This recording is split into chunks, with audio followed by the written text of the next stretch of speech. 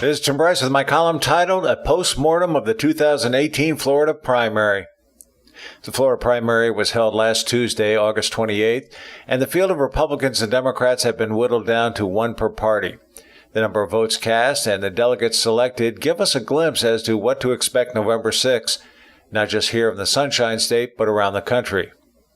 First, we had the U.S. Senate. Now we have Rick Scott, Republican, versus Bill Nelson, Democrat. This will be a contest between an outgoing GOP governor who reduced unemployment and created jobs versus a career politician who followed party lines. Because of his tenure and voting record, Nelson is vulnerable. U.S. House District 12. Gus Bilirakis, Republican, versus Chris Hunter, Democrat. Bilirakis is the incumbent, serving since 2007, and is a strong advocate for veterans. He faces a serious challenge in Hunter, a former federal prosecutor and FBI agent. In U.S. House District 13, we have George Buck, Republican, versus Charlie Crist, Democrat. Former Governor Crist is the incumbent and ran unopposed as a Democrat. Newcomer Buck has an uphill battle on his hands. For governor, we have Ron DeSantis, Republican, versus Andrew Gillum, a Democrat. This will be the most visible race in the state and will set the tone for all others. Representative DeSantis is pro-Trump, having been endorsed by the president, versus anti-Trump candidate Gillum. Gillum surprised a lot of people by defeating Gwen Graham in the primary. His experience primarily includes serving as mayor of Tallahassee. He is a progressive and endorsed by Senator Bernie Sanders. Next, we have Attorney General pitting Ashley Moody, Republican, versus Sean Shaw. Moody possesses an extensive legal career, including commercial litigation, federal prosecutor, and circuit court judge. Shaw's background is as the state's insurance consumer advocate. Hands down, Moody has more experience. For Agriculture Commission, we have Matt Caldwell, Republican, versus Nikki Fried, a Democrat. Caldwell pulled off a bit of a surprise by defeating Denise Grimsley and Baxter Troutman. Caldwell is endorsed by Senator Marco Rubio and the NRA. He is also an avid constitutional conservative. Fried is from Miami, an attorney, and helped expand access to medical marijuana. She claims, quote, "Our politics and our government is broken," end quote. For State Senate District 16, we have Ed Hooper, Republican, versus Amanda Hickman Murphy, a Democrat. Murphy is a former member of the Florida House. She will be running against Hooper, a career politician who has generated a lot more campaign funds than his opponent. For State Representative District 64, we have James Grant, Republican, versus Jessica Harrington, a Democrat. Harrington, a school teacher, will be running against incumbent Grant. For State Representative District 65, we have Chris Sproul, Republican, versus Sally Laufer, a Democrat. Former Assistant State Attorney and incumbent Sprouls faces progressive newcomer Laufer. For State Representative in District 66, we have Nick DeCiglia, Republican, versus Alex Herron, a Democrat. Herron is another former teacher looking to support his community. He will face DeCiglia, who is a business owner and GOP county head. Hard to read this one. Could be a coin toss. For State Representative District 67, we have Christopher Latvala, Republican, versus Dawn Douglas, a Democrat. Douglas is a newcomer and another school teacher vying against incumbent Latvala. She may be without the financial resources to adequately fight. For State Representative District 68, we have Ben Diamond, a Democrat, who is running unopposed as an incumbent. State Representative District 69, we have Ray Blackledge, a Republican, versus Jennifer Webb, a Democrat. Blackledge is a local attorney and businessman, as well as lifelong Republican. Webb is active in her community.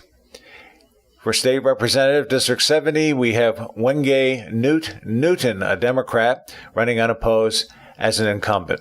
Please note, this list does not include candidates for county commissions, school board, or fire commissions. Okay, let's crunch the numbers. Although the Election Day data has not yet been posted, showing votes by counties and party, the final numbers are in terms of votes by mail, absentee, and early voting. The data shown here is most illuminating. First, we clearly see Republicans like to vote by absentee ballot, write-in, if you will, and Democrats prefer early voting in person. According to the Florida Department of State Board of Elections, the number of registered Florida voters eligible to vote in the primary included 915,000 Republicans, 876,000 Democrats, 6,132 other parties, and 203,000 independents for just over 2 million voters.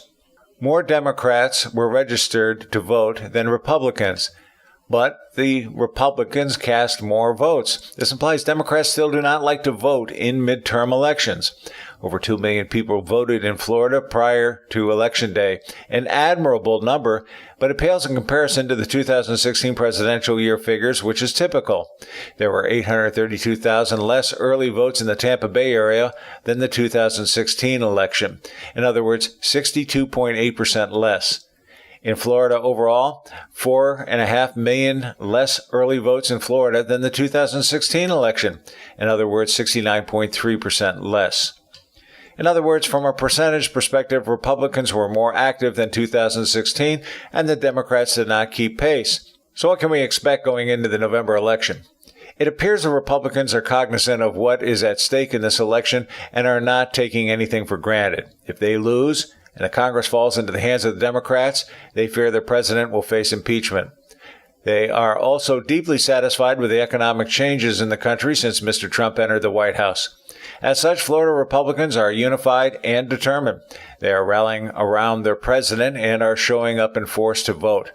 At the state level, they fear a liberal agenda will force higher taxes and threaten the Second Amendment. If you read the campaign pages of the Democrats, you'll notice a common theme. Florida is broken, and we need to put the interests of the people above those of special interests. The question is, will independents buy it?